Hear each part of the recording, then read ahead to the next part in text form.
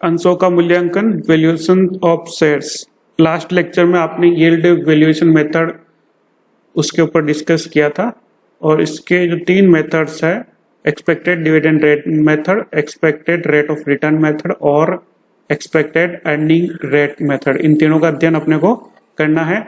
आज अपन first method expected dividend rate method इसका अध्ययन करेंगे। एक्सपेक्टेड डिविडेंड रेट मेथड प्रत्याशित लाभांश दर विधि।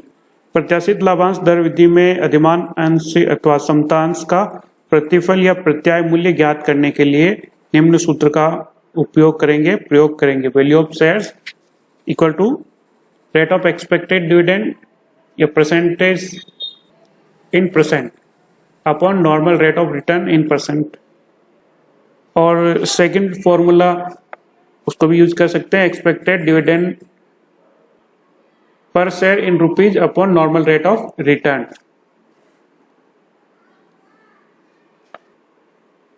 उपयुक्त सूत्र की सहायता से किसी कंपनी के अधिमान अंश अथवा समता अंश का प्रतिफल मूल्य ज्ञात करने के लिए सूत्र में प्रयोग या फॉर्मूले में जो प्रयुक्त मदों की स्पष्ट जानकारी निम्न प्रकार है। सबसे पहले अपन देखेंगे रेट ऑफ एक्सपेक्टेड डिविडेंड, प्रत्याशित लाभांश की दर।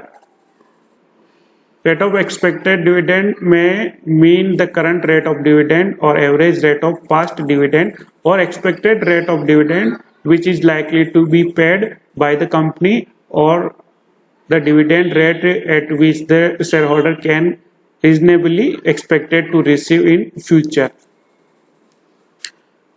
लाभांश की प्रत्याशित दर से अभिप्राय उस संभावित लाभांश प्रतिशत दर से है जिस प्रतिशत दर पर कंपनी द्वारा अंशों की चुकता मूल्य पेड अप वैल्यू पर लाभांश घोषित एवं वितरित किया जा सकता है।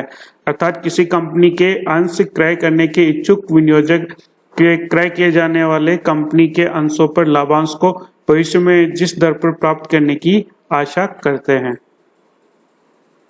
यदि कई गत वर्ष की लाभांश दर ज्ञात है तो गत वर्ष के लाभांश दरों का भारित अथवा साधारण औसत कैलकुलेट कर औसत लाभांश दर एवरेज डिविडेंड रेट ज्ञात करेंगे और इसे ही भावी प्रत्याशित लाभांश दर मान लिया जाता है और इसी दर पर उपयुक्त सूत्र में प्रयोग कर प्रति अंश से मूल्य परिकलित किया जाता है। और इसका जो फॉर्मूला है, rate of dividend equal to amount of dividend upon paid up share capital. Second जो टर्म है इस फॉर्मूले के अंदर वो है नॉर्मल रेट ऑफ रिटर्न, प्रत्याय की सामान्य दर। Normal rate of return means that rate of return which normally the share holder expect by investing a similar risk class investment. Normal rate of return is important in valuation of shares because the expected rate of dividend on shares of the under consideration company is compared by investors with normal rate of return while taking decision as to purchase or sell share of company।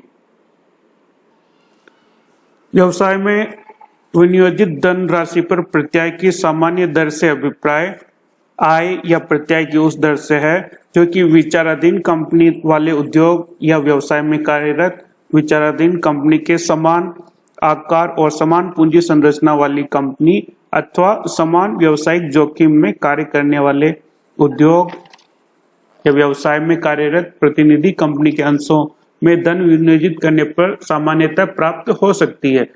दूसरे शब्दों में अपन कह सकते हैं कि विचाराधीन company के अंशों का विनियोजन अपने धन को लगभग समान जोखिम लेते हुए कहीं अन्यत्र विनियोजित करने पर सामान्यतः जिस दर से प्रतिफल प्राप्त किया जा सकता है उस दर को विचाराधीन कंपनी के अंशों के मूल्यांकन या अंशों के परिकलन करने हेतु प्रत्याय की सामान्य दर कहा जाता है। कहने से तात्पर्य यह है कि आप जिस कंपनी में इन्वेस्ट करने की इच्छुक है उसी टाइप की अन्य कंपनियों में जो रेट है रिटर्न की उस रेट को कंपेयर करेंगे उस डिविडेंड या एक्सपेक्टेड डिविडेंड से। अब आता है base value of shares for dividend. लाभांश से हेतु अंशों का आधारभूत मूल्य। Basis denomination of the shares for dividend. लाभांश हेतु अंश के आधार मूल्य से आशय संबंधित कंपनी के अंश के उस मूल्य से है जिस मूल्य के आधार पर कंपनी के द्वारा उसके संबंधित अंशों पर लाभांश दिया जाता है। The base value of shares means that denomination of A share on which the dividend is calculated. Dividend is calculated on the paid-up value of shares. The paid-up value of shares may be its par value if full amount has been called and paid up. सामान्यतः लाभांश का परिकलन प्रति अंश चुकता मूल्य paid-up value पर किया जाता है। चुकता मूल्य या पेड-अप वैल्यू ज्ञात करने के लिए समतांशों के निर्गमन पर प्राप्त प्रीमियम अथवा स्वीकार किए गए बट्टे को ध्यान में नहीं रखा जाता है। इस आधार पर पूर्ण प्रदत्त अंश का चुकता मूल्य उसका सम मूल्य एट पर या पार वैल्यू होता है, क्योंकि उसका समस्त अंकित मूल्य मांग लिया जा चुका होता है तथा चुकता या प्रदत्त हो चुका होता है। यदि अंकित मूल्य में से कुछ भाग ही मांगा गया है, अंकित मूल्य में से कुछ भाग ही मांगा गया है, तो प्रति अंश मांगी गई राशि में से अदत या कॉल इन एरियर उसको घटाकर पेड-अप वैल्यू या राशि को ही प्रति अंश से लाभांश ज्ञात करने हेतु आधार माना जाएगा।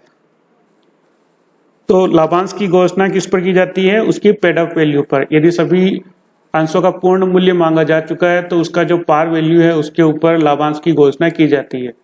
और यदि सारी राशि नहीं मांगी गई है तो उसमें से जो कॉल इन एरिया है उसको लेस करके पेड-अप वैल्यू ज्ञात की जाती है और उस पेड-अप वैल्यू पर डिविडेंड प्रतिशत, जो भी प्रतिशत है डिविडेंड का, वो दिया जाता है। ओके।